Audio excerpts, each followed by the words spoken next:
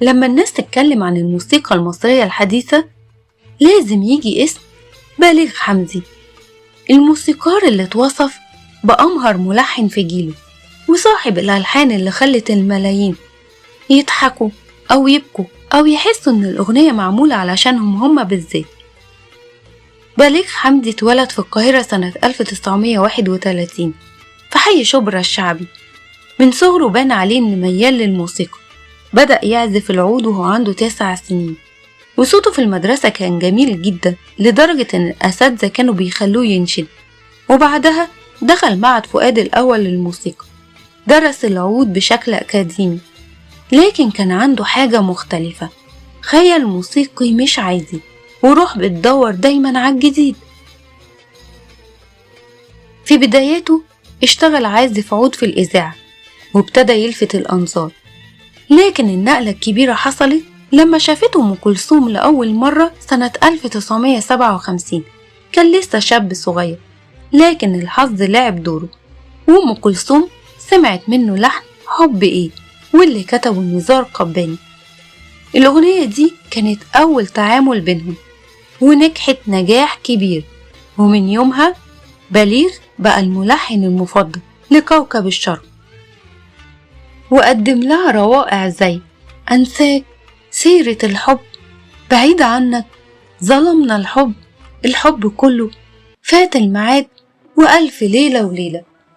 كان عنده قدرة سحرية على أن يخلي اللحن معاصر وسهل يدخل القلب، وفي نفس الوقت يفضل محافظ على عمق الموسيقى الشرقية.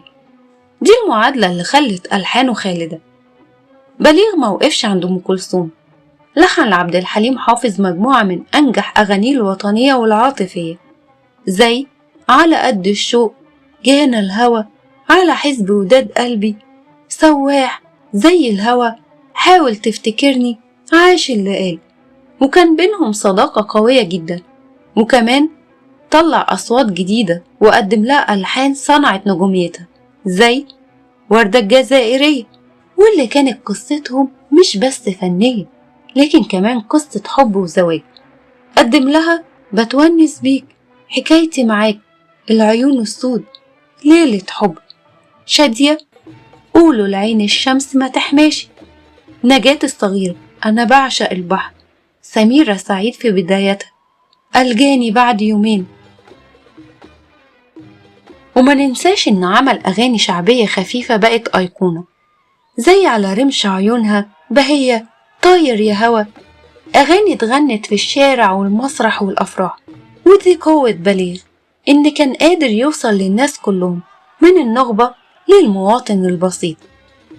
الجانب الوطني في ألحانه كان حاضر بقوة زي عدى النهار بعد النكسة، وبسم الله بعد حرب أكتوبر. كانت مش بس أغاني، كانت جزء من وجدان الشعب.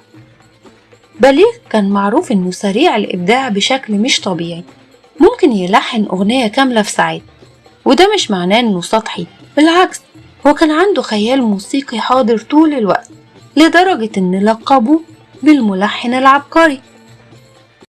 لكن زي أي فنان كبير حياته الشخصية ما كانتش سهلة.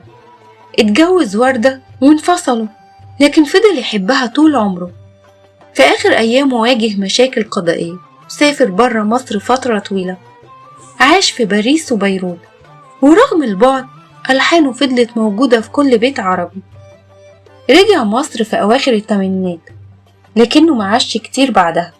رحل بليغ حمدي الله يرحمه سنة 1993 وهو عنده 62 سنة، لكن ساب وراه تراث موسيقي ضخم، أكتر من 1000 لحن بين أغاني وطنية، عاطفية، شعبية، ودينية.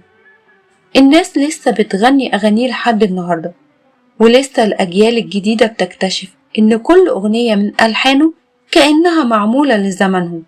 وده سر بليغ، إنه ما كانش ملحن لمرحلة، كان ملحن للحياة نفسها. بليغ حمدي الموجة اللي ابتدت في الخمسينات ولسه ما وقفتش، موجة بتاخدنا معاها، مرة على الشجن ومرة على الفرح، لكنها دايما على موسيقى خالدة.